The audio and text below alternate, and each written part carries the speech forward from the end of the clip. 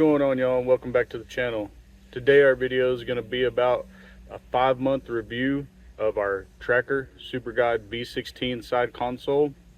We're going to go over a couple of things we've already done and some stuff that we're going to do here in the future. There's a couple of things that I'm not too sure about right now as far as what we've done, so we're probably going to have to fix a couple of things.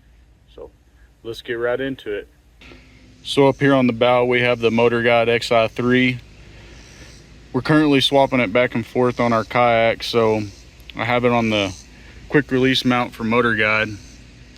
I feel like there's kind of getting some flex right in here on this plate, so at the end of the season for the kayak tournaments I'm going to go ahead and hard mount that. Should get rid of that little bit of play that keeps on happening too. So I'll keep y'all updated on that. Moving back, we got this little caddy right here. It's a Railblazer. It's just kind of a catch-all for up here in the front. It's worked really well. It's inside the VersaTrack system. I highly suggest something up front to catch all that stuff, because you really only have that cup holder, and if you're like me, you got to have some coffee. Moving on back, man, the bad part about this boat, in my opinion, is the storage. This isn't very much storage. I mean, it's very shallow. So my plan is going to be to build a storage box right here. I currently keep my tackle in a milk crate underneath the console. So moving it over here will free me up to actually put my ice chest there, because we're putting a way too big ice chest right here that we don't need. Then it's not level and it just kind of tends to get in the way.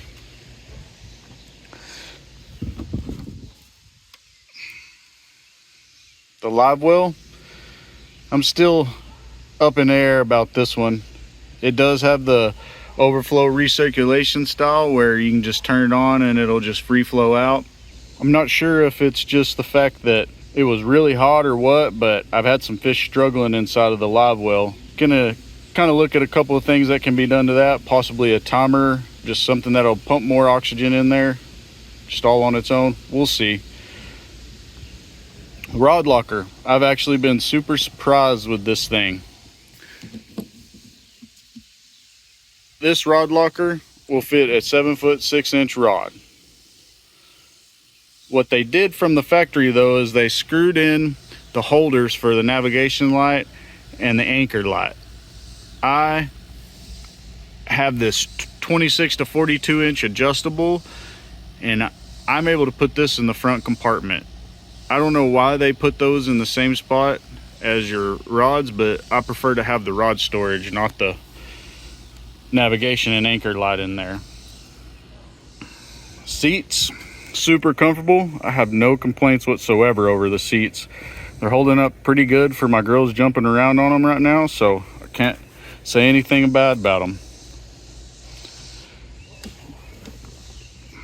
Console's just still stock.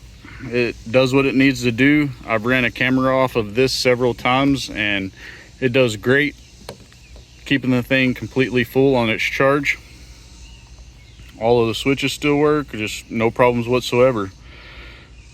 As you guys know from the walkthrough video, I did upgrade the fish finder to the lowrance Elite FS7, and it's just been great. The side scan works great off the back of the boat. I keep bottom all the way up to full running speed, so all in all that's been a great addition to the boat. Moving on back, this right here is something that I need to address. My girls, they sit on the back here, and I'm probably going to put a handle over here and a handle over here and maybe some type of cushion. That way they're able to sit on something rather than the hard bench. I'm gonna hop down off the boat and talk about the back here. All right, so as y'all know, we got the 50 horse on this. I'm able to hit 29.7 is the fastest I've seen on GPS. I really think on a perfect day by myself unloaded I'll get over 30, but I'm happy with 29.7. I'm not in a super big hurry to get anywhere, so In here we did do the 12-gallon gas tank upgrade. I will say though, it does have a couple of possible issues. I'm gonna throw some screenshots up on the screen right quick and I'll show you guys what I'm talking about.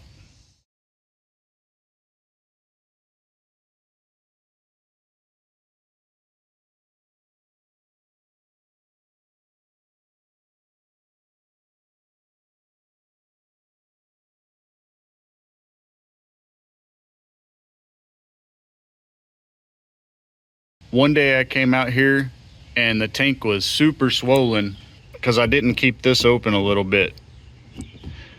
I don't like to completely seat any of this down while it's just sitting, and I know that that opens it up to possibly get moisture in there, but the tank expanded so much that you can see where it was touching the bolts that the factory put in for the seat post in the back. What I'm probably going to do is I'm probably going to turn this thing to the side and move it over here to where the cranking battery currently is, and put it in the same position as what the factory had the previous models of this boat. I'm gonna give that a shot and just see. I'll let you guys know how that goes. I'm currently trying to run the gas out so I can pull it out and do everything I need to do to get that done. Once I get it done though, I'll let you guys know. Also down here, we replaced the bilge pump with one that has an auto float switch in it. Still works exactly the same off of the switch up at the dash, but if it starts getting water in here on its own and it gets past where that floated activates, it'll go ahead and start kicking it out and notify us that there's a problem. I did do a battery charger and that thing's worked great. It's the very affordable Bass Pro Shops XPS model, and it's the 10 amp 2-bank charger. I have zero complaints over that as well. As some of you guys know from the initial walkthrough video of the boat, I did get a 22 model cover with my boat. It has absolutely been great. I don't have to use the poles and the water just sheds off of it. I have no complaints whatsoever with it. It's easy on and easy off by yourself, even faster with another person. Me and my wife can put that thing back on in a matter of minutes. So I can't say enough good things about the covers that come with these things. They do have poles that go in them, and I'll put those in the winter, but as far as just rain during the summer and spring, I'm not gonna need them. All right, so as far as the trailer goes for the boat, I can't say anything about it either. It pulls it straight. I don't even know that this thing's behind me when I'm pulling it down the road. The bearings are great. I haven't had to do any type of maintenance on it. So I know other people with other models from White River Marine Group do have some problems, but as far as this one goes, it's just been super great. So now on to some upgrades for the future.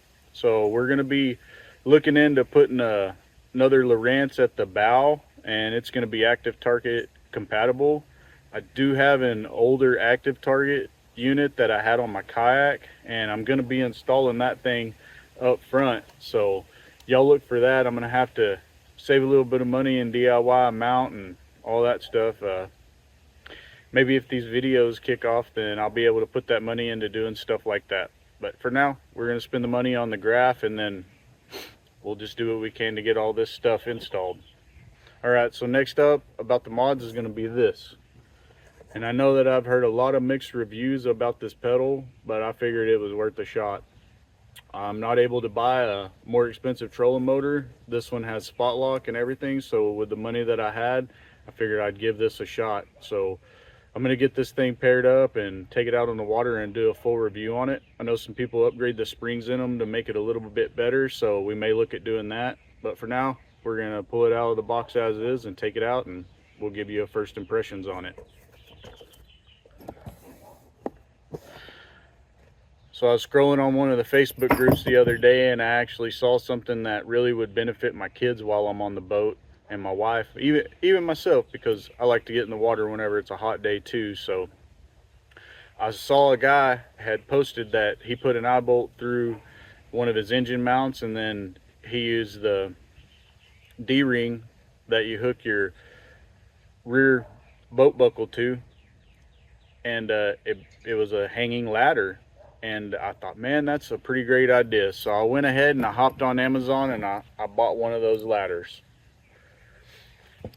We took it out and we tried it just in the D-ring in the back, and it worked okay. I could tell that it needed to be higher. So this is going to need a little bit of modifications to it. So we'll get those modifications done and then we'll put it back on there, and I'll let you guys know exactly how that ends up. I'm not 100% sold on it yet, but maybe with the modifications it'll be exactly what we need, because my kids struggle to get in and out because they love to swim whenever we're at the lake. So that's just a quick 5-month update on the boat. I have zero buyer's remorse. I absolutely love this boat. It's really been perfect for my family.